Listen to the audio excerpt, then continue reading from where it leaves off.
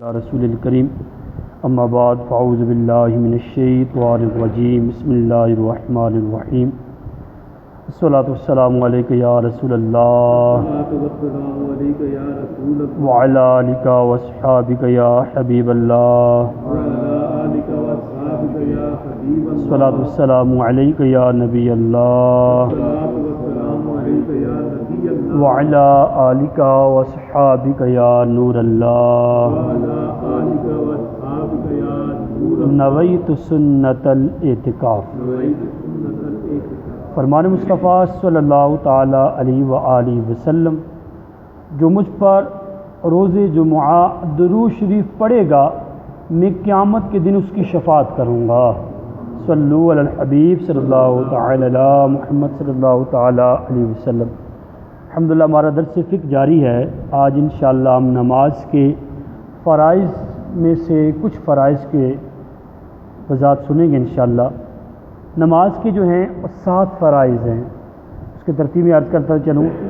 سب سے پہلا فرض ہے تکبیر تحریمہ، جو نماز کی شرائط میں سے چھٹی شرط تھی، وہ فرائض میں پہلا فرض بھی ہے، چھٹی شرط بھی ہے اور پہلا فرض بھی ہے۔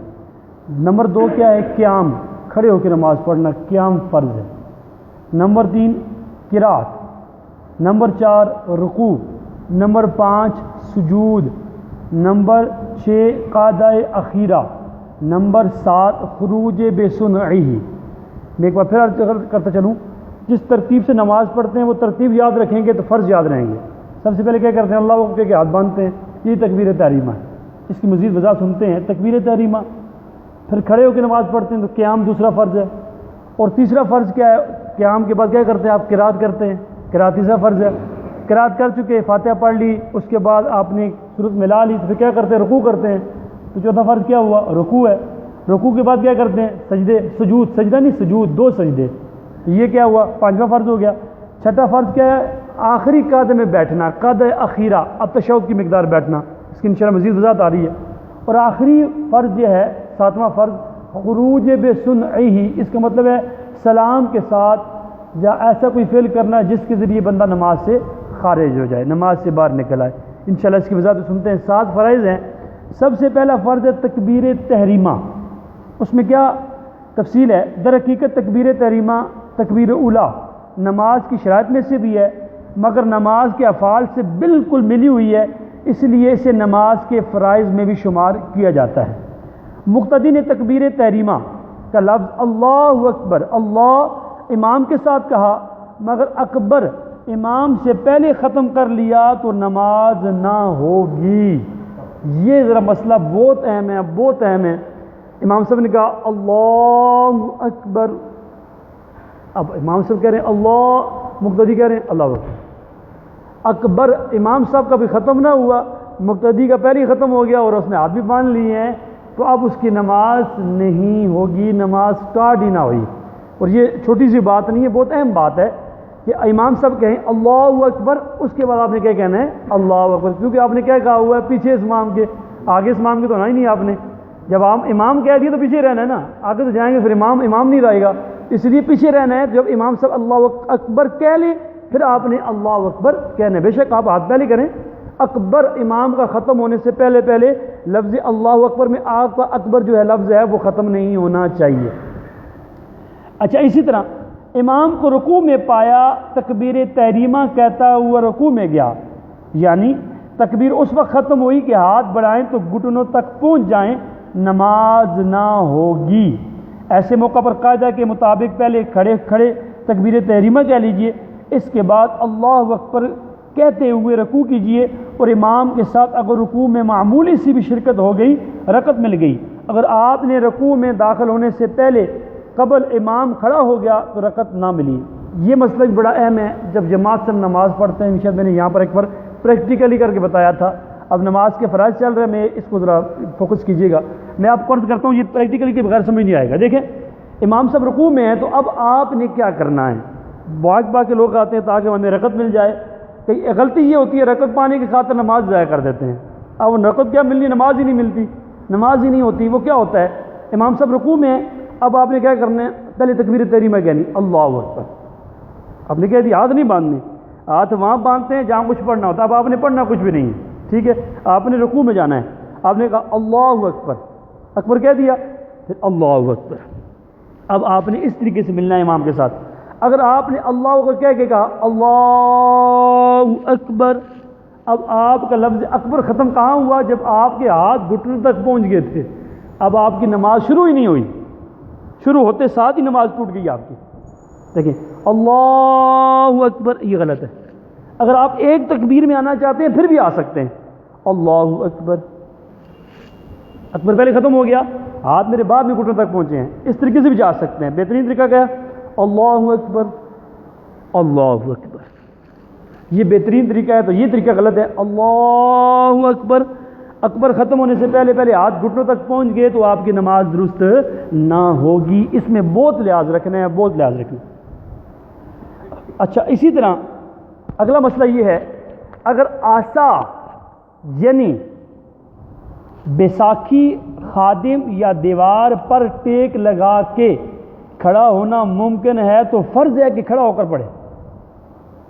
ٹھیک ہے, اگر صرف اتنا کھڑا ہونا ممکن ہے کہ کھڑے کھڑے تکبیر تحریمہ کہہ لے گا, فرض ہے کہ کھڑے ہو کر اللہ اکبر کہہ لے. اب کھڑا رہنا ممکن نہیں ہے تو بیٹھ جائے. اتنا تو کر سکتا ہے نا کہ بھائی میں اب کیا کروں گا, اللہ اکبر کہہ سکتا ہوں کھڑا ہو کے, اللہ اکبر کھڑا ہو کے کہہ لیا, اس کے بعد مزید نہیں کھڑا ہو سکتا ٹانگوں میں, یا ایسا کوئی واقعی مسئلہ ہے کوئی نہیں کھڑا ہو سکتا, اس کی مجبوری ہے, شریعت اسے اجازت دیتی ہے, اس کے بعد کیا کرے, وہ بیٹھ جائے, باقی نماز بیٹھ کے ادا کرے. لیکن ایک مسئلہ عرض کرتے چلوں, تو آگے مفتی صاحب نے لکھا بھی ہے اور امیر سنت نے اس کو نماز کے احکام میں لکھا ہے بارشیت کے حوالے سے. فرمایا خبردار, بعض لوگ معمولی سی تکلیف یا زخم کی وجہ سے فرض نماز بیٹھ کر پڑھتے ہیں. اس حکم میں شرعی طور پر غور فرمائیں, جتنی نمازیں قدرت قیام کے باوجود بیٹھ کر ادا کی ان کو لوٹانا فرض ہے. اس طرح ویسے ہی کھڑے نہ رہ سکتے تھے مگر آسا ڈنڈا لے کے کھڑے ہو سکتے ہیں, یا دیوار کے ساتھ ٹیک لگا کے کھڑے ہو سکتے ہیں, یا آدمی کا سہارا لے کے کھڑا ہونا ممکن تھا مگر بیٹھ کر پڑھتے رہے تو ان کی بھی نمازیں نہ ہوئیں, ان کا لوٹانا بھی فرض ہے. اب مزید تھوڑی وضاحت آگے آ رہی ہے, وہ دیکھیے ذرا, اس کے بعد میں مزید کھل کے بات کرتا ہوں. عورتوں کے لیے بھی یہی حکم ہے, یہ بھی بغیر شرعی اجازت کے بیٹھ کر نماز نہیں پڑھ سکتی. بعض مساجد میں کرسیوں کا انتظام بھی ہوتا ہے, بعض بوڑھے وغیرہ اس پر بیٹھ کر فرض نماز پڑھتے ہیں, حالانکہ چل کر آتے ہوتے ہیں, نماز کے بعد کھڑے کھڑے بات چیت بھی کر لیتے ہیں. ایسے لوگوں کو اگر بغیر اجازت شرعی بیٹھ کر نمازیں پڑھیں گے تو ان کی نمازیں نہ ہوں گی. اب دو صورتیں, اب اس کی وضاحت میں کھل کے کروں گا تب بات کلیئر ہوگی. مسئلہ کیا ہے, بہت سی صورتیں ایسی ہیں بندہ سجدہ نہیں کر سکتا. سجدہ, جب سجدہ ساقط ہوتا ہے تو پھر وہ قیام بھی ساقط ہو جاتا ہے. ایک بندہ کھڑا تو ہو سکتا ہے, اللہ اکبر کے ہاتھ بھی مان لے گا, لیکن وہ جس طرح سجدے کا حکم ہے ماتھا لگا کے زمین پہ سجدہ کرنا وہ نہیں کر سکتا. ایسے اعضاء میں درد ہے, وہ اس طرح جھک نہیں پاتا, اس لیے وہ کرسی پہ بیٹھتا ہے تاکہ میں صحیح طرح سجدہ نہیں کر سکتا. یہاں رکوع کرتا ہے, پھر تھوڑی دیر اور سے زیادہ نیچے وہ جھکتا ہے تو وہ سجدہ ہو جاتا ہے. رکوع سجود میں تھوڑا سا فرق رکھتا ہے جھکنے میں. اسے پتہ ہے میں زمین پہ سجدہ نہیں کر پاتا, سجدہ کرتا ہوں تو مجھے بہت تکلیف بڑھ جاتی ہے, میری ایسی بیماری ہے وہ زیادہ ہو جاتی ہے. اب اس سے قیام بھی ساقط ہو جائے گا, وہ بندہ اب بیٹھ کے پڑھ سکتا ہے. دونوں مسئلے کے ذہن میں رکھیے گا. اگر سجدہ کر سکتا ہے, چل کے آتا بھی ہے, 10-10 منٹ کھڑے ہو کے بات بھی کر لیتا ہے, اب فرض نمازیں جتنی بیٹھ کے پڑھی ہیں اس کو لوٹانا فرض ہے.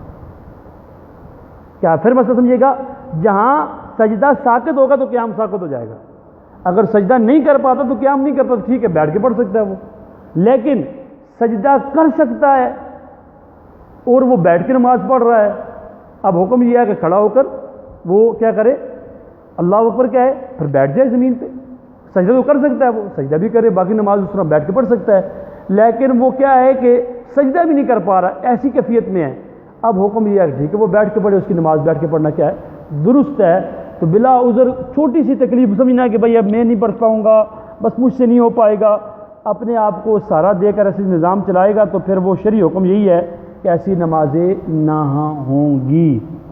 اچھا, نفل کے لیے حکم دیکھیے گا، نفل کے لیے مسئلہ یہ نہیں ہے، یہ فرض نماز کے لیے، یہ کس کے لیے ہے؟ فرض نماز کے لیے کھڑے ہو کر پڑھنے کی قدرت ہو جب بھی بیٹھ کر نفل پڑھ سکتے ہیں۔ ایک بندہ بالکل صحیح سلامت ہے، نماز فرض کھڑے ہو کے پڑھتا ہے، سنتیں کھڑے ہو کے پڑھتا ہے، لیکن عادت ہے نوافل بیٹھ کے پڑھتا ہے۔ میری خود کچھ عرصہ میں خود ہی پڑھتا رہا ہوں، لیکن وہ میں نے حدیث مبارکہ کا مطالعہ کیا تو مجھے پھر وہ ذہن بنا یار اتنی مشقت تو کوئی نہیں ہے اس میں۔ لوگوں کا اگر ذہن میں یہ کنسیپٹ ہے کہ بیٹھ کے نفل پڑھنے میں ثواب زیادہ، یہ غلط ہے۔ آئیے سنتے ہیں کہ نفل بے شک کھڑا ہونے کا قدرت ہے، بیٹھ کے پڑھ سکتا ہے، مگر کھڑے ہو کر پڑھنا افضل ہے۔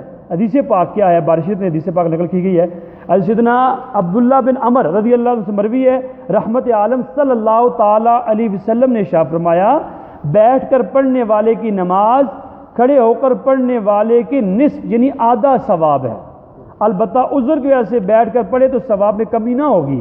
یہ جو آج کل عام رواج پڑ گیا ہے نفل بیٹھ کر پڑھتے ہیں، بظاہر یہ معلوم ہوتا ہے کہ شاید بیٹھ کر پڑھنے کو افضل سمجھتے ہیں، ایسا ہے تو ان کا خیال غلط ہے۔